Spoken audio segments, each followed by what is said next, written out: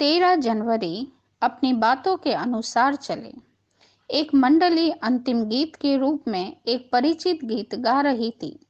मैं तुम्हारे लिए प्रार्थना कर रहा हूँ।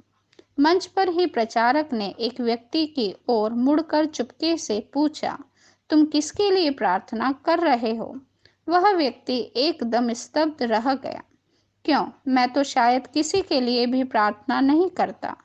तुमने ऐसा क्यों पूछा? प्रचारक ने कहा, बस यूं ही, क्योंकि मैंने तुम्हें यह गाते हुए सुना था कि मैं तुम्हारे लिए प्रार्थना कर रहा हूँ, और मैंने सोचा कि आप वास्तव में सत्य बोल रहे होंगे।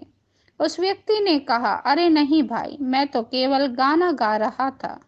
धार्मिक बातें, केवल बातें ही करने वाला धर्म। क्या आप में भी यही बातें पाई जाती हैं? याकूब की पत्री 1 अध्याय 22 पद। परंतु वचन पर चलने वाले बनो, और केवल सुनने वाले ही नहीं जो अपने को धोखा देते हैं, के साथ न्याय करने के लिए जिन बातों को हम कहते या जिनकी हम शिक्षा देते हैं, उनका हमें पालन भी करना चाहिए। केवल भाषा को जानना ही काफी नहीं है, वरन हमारा व्यवहारिक जीवन भी वैसा ही होना चाहिए। आज का वचन इब्रानियों 13 अध्याय 20 और 21 पद। अब शांति का दाता परमेश्वर, जो हमारे प्रभु यीशु को, जो भेड़ों का महान रखवाला है, सनातन वाचा के लहू के गुण से मरे हुओं में से जिलाकर ले आया, तुम्हें हर एक भली बात में सिद्ध करे, जिससे तुम उसकी इच्छा पूरी करो, और जो कुछ उसको भाता है उसे यीशु मसीह के द्वारा हम में उत्पन्न करें, जिसकी बड़ाई युगानुयुग होती रहे। आमीन। अन्य वचन याकूब 1 अध्याय 22 पद व 4 अध्याय 17 पद, 1 यूहन्ना 2 अध्याय 17 पद, 3 अध्याय 21 और 22 पद, और प्रकाशित वाक्य 22 अध्याय 14 पद। व्यवहारिक निर्धारित कार्य।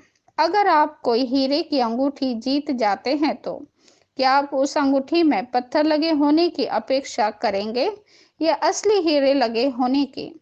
निश्चित तौर पर बुद्धिमान का परिचय देते हुए हीरे का ही चुनाव करेंगे, क्योंकि आप जरूरत पड़ने पर उसे बेचकर नकदी प्राप्त कर सकते हैं, है ना?